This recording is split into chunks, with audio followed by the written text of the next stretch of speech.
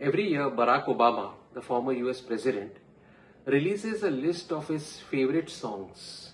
Recently, he put out the latest list, and on that list, as always, there were Afro beats, there was Lady Gaga, but there was a surprising thing I found on the list, and there was an Indian composition on that list. And guess when it was from? Not from the 21st century, not from the 20th century, not even from the 19th century.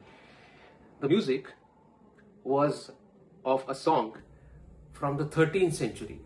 13th century India, 13th century Western India. Specifically, it was a Marathi prayer written by the philosopher and saint Nyaneshwar, which was on Obama's list. This song is known as Pasayadan, and Obama said he had loved it and he put it out on the list. This is not the original 13th century version, of course. The new composer and singer, vocalist has been faithful to that 13th century text and has reproduced exactly the same text with her own composition. This woman is called Ganavya. She's a vocalist. She is a New York born vocalist and she was raised in Tamil Nadu, and she has brought out an album called Neelam, of which Nyaneshwar's song Pasayadan is a part of. And Obama has selected Pasayadan on his list. This album was shot in Berlin, and it's very interesting that Ganavya, who has recorded this devotional song, is not a Marathi speaking person. She's a Tamilian, born in New York and raised in Chennai. And you can find a rendition, a contemporary rendition with jazz and with other stuff on YouTube. Ganavya and Pasayadan, you will find it there. So what's so special about this song? What's so special about this poem from the 13th century?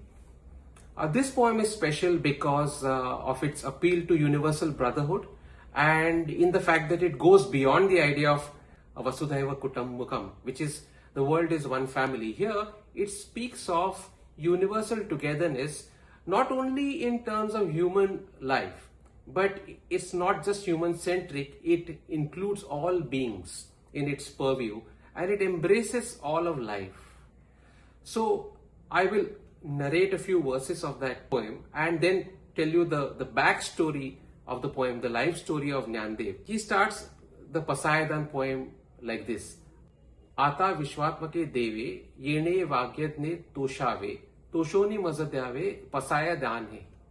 So what he's doing is he's appealing to the Lord of the universe to bestow his divine grace on this young Nyandev and to give him the gift divine. Then the famous line of Pasayadan comes. Ze karanchi venkati sando tayat satkarmi rati labho uta paraspare pado maitra jivanse. Now, Ze karanchi venkati sando means let the cruelty of the cruel dissolve. Taya satkarmi rati vado means let them be inspired to do good deeds. Let them feel like they should do good deeds. Bhuta paraspare padho maitra jivanse. So let there be a universal kind of brotherhood. Let all beings be bound in friendship. The next line is even more iconic. Duritanse timire javo, vishwa swadharma surye paho, zoze vanchila tote laho, prani zat. Duritanse timire javo means let the suffering of those who are suffering end for once and for all. Vishwa swadharma surye paho, let the world be suffused with an ethical light. Zoze vanchila tote laho, prani zat. Now, this is very important because he talks about the fact that may all beings on this earth find fulfillment in their lives. Pranizat, not just human beings. So it's not just a human-centric philosophy.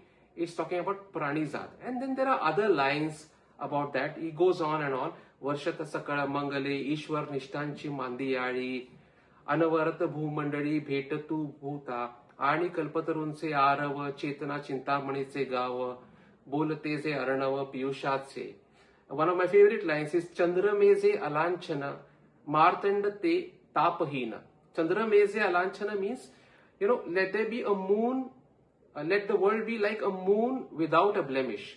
Alanchan, without the lanchan, without the blemish. And Martanda he tapahina. Martanda means the sun. And tapahina means the sun that does not burn but only gives light. Like the sun that only gives light. And he talks about how divine grace should be bestowed on the universe in this manner. So this is a very iconic poem. I won't narrate the entire poem. It's about 18 lines. It's not very big. It's 18 lines. And for those of you who would want the full version, it's available on the internet. If you want a good translation, I'll definitely put it up in the comments section. I'll put up a link so that you can refer to that link and read the whole poem and the translation for you. Special thing about this poem. Now, if you would hear this poem, you would say, and I would say, that this obviously has been written by a person of advanced age who's seen much of life, an old sage, a philosopher, a man with maybe with a white flowing beard, with gray hair, who's lived a long life. But you'll be surprised to know that Nyandev or Nyaneshwar, as he's known, when he wrote this poem, he was a very young man. And in fact, he died at a very young age of 21. He wrote his greatest philosophical work, the Nyaneshwari. He called it the Bhavartha Deepika, but it's actually called the Nyaneshwari, when he was only 14 years old. And he died at the age of 21. In Western India, in the Deccan, in Maharashtra, do not say that he died. It's the Indian tradition of saints to sort of meditate and end their own life. And that is what we call the act of samadhi. So he carried out this act of samadhi when he was 21. But because Obama has put this up, I find parallel between the life of Obama and the life of this extraordinary saint. And what is that parallel? Obama comes from the black community, which was regarded as an outcast community in the USA for a long time. And we know the racial history of America.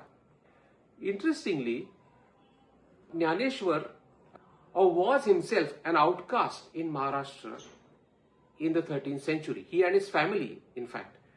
Was he an outcast by birth? No. He was a Brahman outcast. He was an outcast Brahman.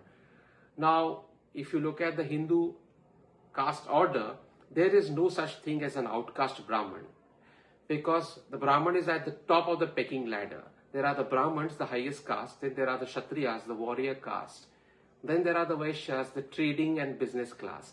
And then there are the Shudras, those who do regular menial jobs. And then beyond the Shudras are the outcasts. They are not part of the caste hierarchy at all. They are outside that hierarchy. And these people lived on the outskirts of villages, outside villages, because they were not even given homes in villages in traditional India, in old India. Why would a Brahmin be an outcast in 13th century India? So this is where the story of his family comes in. Nyandev's or Nyaneshwar's father was Vitthal Kulkarni, Vitthal Pant Kulkarni. And he came from the village of Apegao, which is about 20 kilometers from Paithan, which is a major spiritual center in Maharashtra. This young man lived in the village of Apegao. He was a young Brahman, Vitthal Kulkarni. And one day he went to Alankapur, Alandi, which is known as Alandi, which is about more than 20 kilometers from Pune. And he was having his holy bath in the river there. And he came across another Brahman, elder to him, but still nevertheless young. And he looked at this boy and he thought that, he should get his daughter married to this young Vitthal Kulkarni. This Brahman's name was Shidopant Kulkarni. And he said, I'd like to get my daughter married to you. And Shidopant's daughter was called Rakhmabai or Rukmini. And Vitthal Pant agreed and they got married. And they went back to live in Apegao, from where Vitthal Pant came from. Now, Vitthal Pant had a deep spiritual inclination right from the beginning.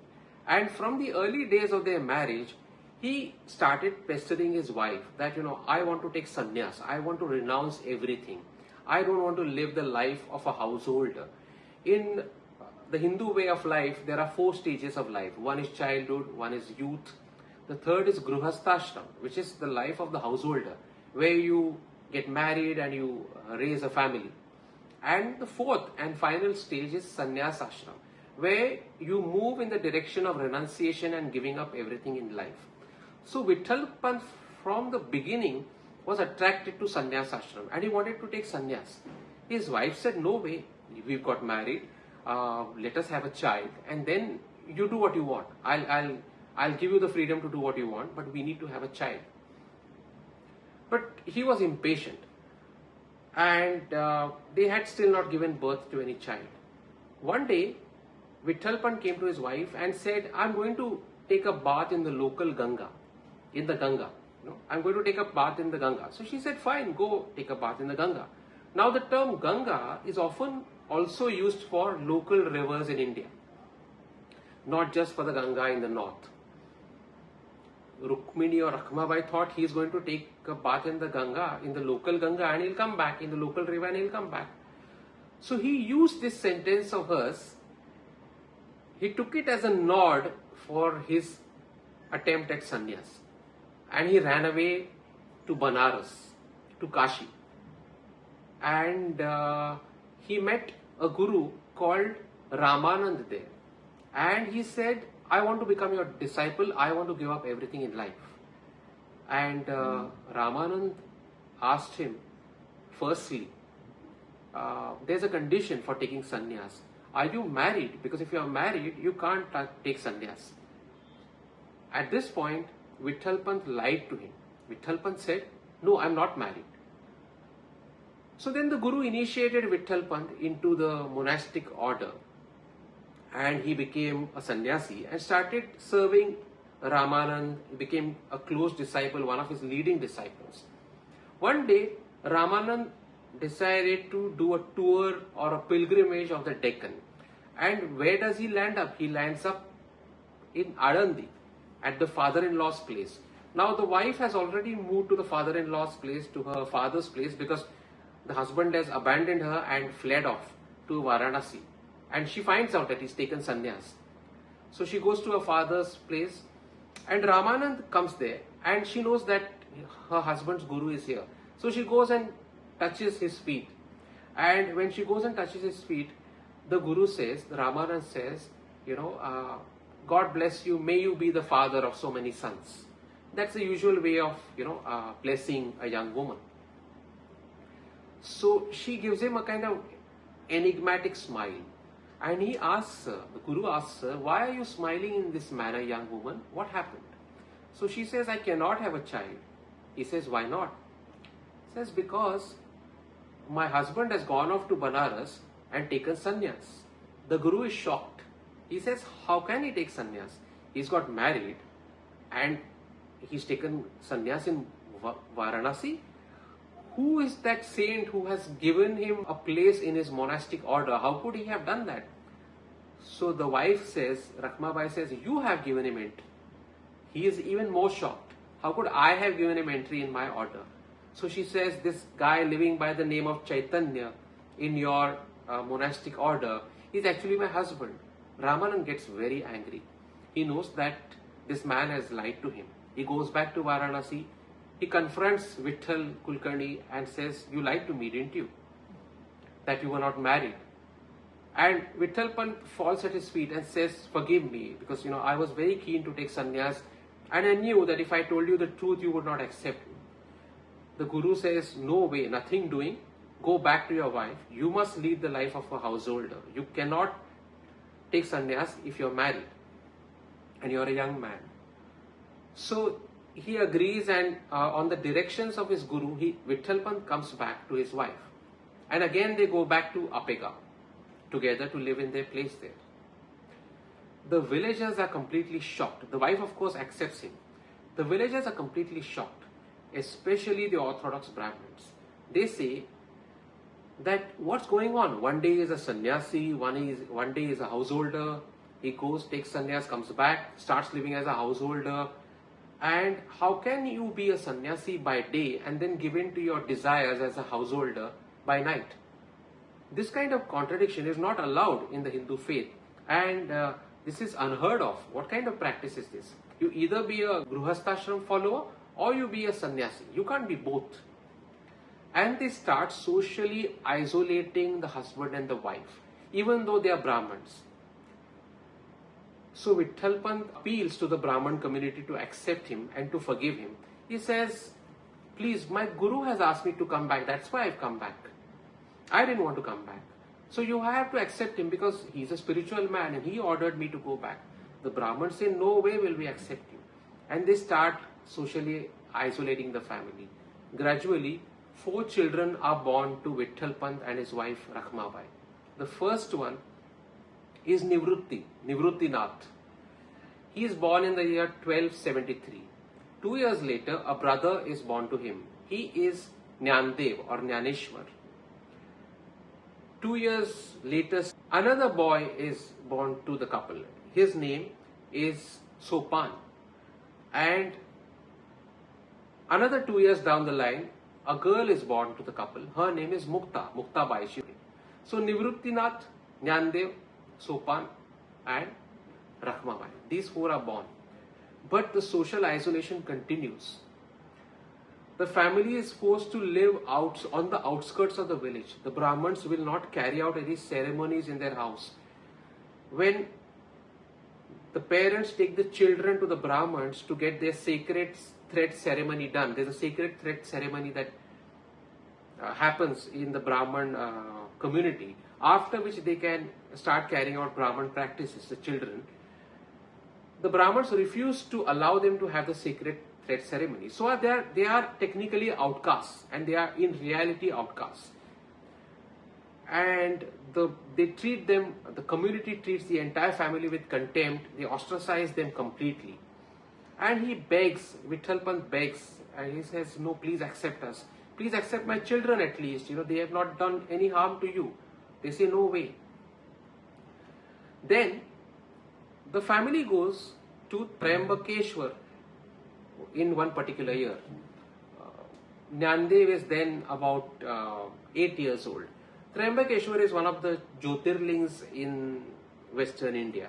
It's one of the 12 Jyotirlings we find across India. Jyotirlings are spots across India where Lord Shiva is said to have cast his celestial beam of light. So Triambakeshwar is one of them. And they circumambulate, they go around the Brahmagiri mountains there as a sort of pilgrimage and as an act of repentance, and they carry out many acts of repentance, the entire family, the parents and the children, so that they will be accepted by the Brahmins in the social order and the rest of the community also in the social order. But it still does not happen. The story goes that while they are coming back from Triambakeshwar, on the way, Nivrutti gets lost, Nivruttinath, the eldest, because he sees a tiger and he follows the tiger into a jungle and he finds a cave there. There he finds a saint who's sitting there. The saint's name is Gahini Nath and he belongs to the Gorakhnath or Gorakshnath sect. And Gorakshnath invites him into the cave and tells him, you have been sent by the Lord because I am supposed to teach you and you are supposed to pass on this divine knowledge to your younger brother Nyandev, because Nyandev has a message for all of this world. So you will learn from me. And he teaches Nivruttinath and sends Nivruttinath back home in just 7 days.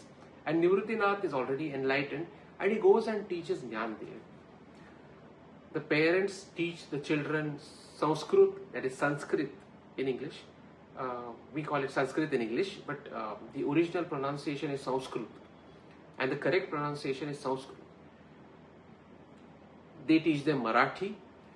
They teach them all the holy verses, etc., but still nobody accepts them. But Nyandev is deeply spiritually inclined like his father, and he takes to spirituality and philosophy. And one day when this family has gone away to Nevasa, he composes his famous poem of his. But before he goes to Nevasa, something very tragic happens. The parents are deeply dejected because nobody is willing to accept them. So the father goes to Paitan, which is the major source of pilgrimage, and where a lot of expert Brahmins are sitting there passing judgment on worldly matters. And he tells them, please forgive me and my wife. So the Brahmins tell them, there's no penance for you except death. And that is when both of them are dejected, and Vitthal Pant and his wife actually drown into the river and end their lives, because they see no hope for them to be accepted. But they are hoping that their children will be eventually accepted. So they give up their lives for their own children. Then the children go to stay at Nevasa, which is about 20 kilometers from, or 12 to 20 kilometers from Ahilyanagar, which was earlier Ahmednagar. And there, Nyaneshwar composes his famous commentary on the Bhagavad Gita, called as Nyaneshwari. He calls it Bhavartha Deepika. And he composes it in the local language of Marathi, not in the priest language of Sanskrit. So this is in a way his statement. And he says this a fascinating thing when he's composing that poem, that I am living in the sea and there are big fish in the sea. There are many big fish in the sea. But that does not mean that the little small fish can't live there. So Sanskrit is this big fish, in the sea. But this little fish is my beautiful Marathi. And that is where he praises the Marathi language also, sweet as nectar. I will compose the Bhagavad Gita and write a commentary on the Gita in my Marathi language. And that is why the Nyaneshwari is an iconic work in the Marathi language, one of the landmark moments in the growth and development of the Marathi language. And he composes the Nyaneshwari there. Two interesting incidents happen. They go back to Alandi and they settle there. And while they are in Nevasa, of course, the first incident actually takes place in Nevasa. And while they're going around in Alandi, Paitan and other places, they are talking about gaining knowledge, and they start a discussion with the Brahmins about knowledge and the nature of knowledge, because these are very intelligent children. And the Brahmins poke fun at them. And Nyaneshwar says, why are you poking fun at us? Because anybody can have knowledge. And there is a man carrying a bullock that is passing by. And the man says, Nyaneshwar in fact says, that divine knowledge is even with this bullock. You think divine knowledge is your exclusive preserve. You think it's your monopoly right. But everybody's got divine right. Everybody's got divine knowledge. And that is when the Brahmins start laughing, saying, what is this boy saying? The bullock has got divine knowledge, then why don't you make him recite the Vedas? And the story goes, the myth goes, it's one of the stories associated with Nyaneshwar, that Nyaneshwar then makes the bullock recite the Vedas. And then the Brahmins are stunned, because the bullock starts reciting the Rigveda. And then the Brahmins fall at Nyaneshwar's feet and they say, okay, we accept you are truly an enlightened man, a young man who's enlightened. And there is another story that is associated with Nyaneshwar. One day he and his siblings are seated on a wall, on top of a wall. And there is a saint who practices Hatha Yoga. His name is Sangdev. Apparently the myth goes that he lived for 1400 years and he was almost immortal and he was an expert at Hatha Yoga. And he heard about Nyaneshwar and he said, who's this guy? He is no one in front of me. He doesn't have as much knowledge as I do. What is he talking about? What is he boasting about? Let me go and confront him. And he takes his entire army of followers with him. And these siblings who are sitting on the wall, they see this army coming in. And they say, who's this army coming in? Who's this person bringing the army? And somebody says it's Changdev, his army of followers. He's a great spiritual man, a guide, an expert at Hatha Yoga. Everyone respects him.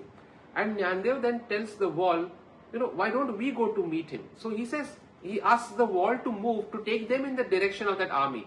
And that is when the wall starts moving and they move. Now these are all stories. We don't have to believe them, but they carry a certain message of the divine being present in everybody, of inclusivity, of togetherness, and of a sense of belonging that exists in all universe. So you have the bullock reciting the Vedas, you have Pasayadan where Nyaneshwar talks about the fact that everybody's lives should be fulfilled, whether it is the lowest of low creatures or the greatest of human beings. So this is how Nyaneshwar became a great man. Then Changdev falls at his feet, in fact, because he sees Nyaneshwar moving the wall, and thus Nyaneshwar slowly is no longer excommunicated. His family is no longer excommunicated by the rest of the village and by the wider community. As far as we know, the excommunication ended. Now there are many myths, many stories, many conflicting versions there. But yeah, Nyaneshwar was accepted, and today he is accepted as a great philosopher and saint, and he became one of the leading lights of the Bhakti saint poets movement. The movement that said no to ritualism in Maharashtra. And there was a great movement that took place in Western India, and it started with Nyaneshwar, covered Eknath and other saints, and it culminated sort of with Tukaram. And annually there is a pilgrimage that takes place to Pandharpur, and it culminates at Alandi, where Nyaneshwar took his samadhi at the very young age of 21. And when the journey, the pilgrimage of lakhs of people who travel in the month of Ashad, that is during the monsoon, to this pilgrimage site, they walk hundreds of kilometers and they reach Alandi, Nyaneshwar's place of renunciation, of samadhi. Pasayadan, the song that Obama spoke about, is the song that they recite at the end of that pilgrimage, because that in a way sums up the universal philosophy of Nyandev. So this is the fascinating story of this 13th century poem that has been put up recently by Obama as one of his favorites on his music playlist. You can of course hear the version of Ganavya, as I told you earlier. I will try and put the text down in the comments, and do let me know if you like this video. Do subscribe to my channel if you still haven't, and that's it for now.